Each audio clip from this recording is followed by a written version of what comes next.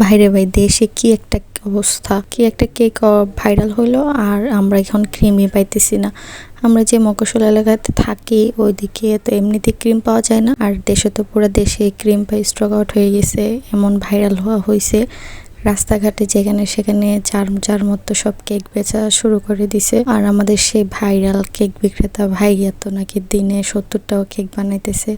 তাইলে আর আমরা কিভাবে কেকের স্টক পাবো বলেন? আর যেই কেকের ক্রিমের দাম, ইনস্টা ক্রিম আমরা কিনতাম 300 টাকায়, মানে আমাদের এলাকা ভেদে, আর সেই ক্রিম এখন 350 টাকা 400 টাকাও তার দাম চাই। আমরা হইছি হুজুগে বাঙালি, যেই জিনিসটা একবার ভাইরাল হয় মানে এই জিনিসটার একদম পচায় যতদিন শেষ না করে ওই জিনিসটা আর থামে না। আমার মনে হয় এখন খিলগাঁওয়ে যতগুলো কেকের দোকান হয়েছে, কতগুলো কেক মনে হয় বাংলাদেশের আশেপাশের কোথাও নাই।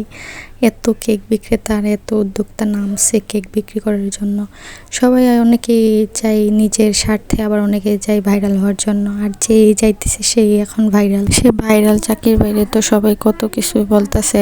কেউ কেউ বলতেছে সে বেকারির থেকে আয়না বিক্রি করে, আবার কেউ কেউ বলতেছে সে বেকারির শেফ আয়না, সেরা বাসার মধ্যে কেক বানায়। মানে কি একটা অবস্থা এটা নিয়ে। যাই হোক, এইগুলা নিয়ে আমরা আর কথা না বলি। আর আমাদের ভেড়ামারার গোলাপনগরে আমি কেকের অর্ডার নিতেছি। যারা যারা হোমমেড কেক নিতে চান তারা অবশ্যই আমার পেজে নক করবেন, বা আমার ফেসবুক আইডিতে নক করলে তাহলেই পেয়ে যাবেন। আর হোমমেড কেকে কিন্তু বিশাল বড় অফার চলতেছে, সবাই তাড়াতাড়ি অর্ডার করে ফেলেন।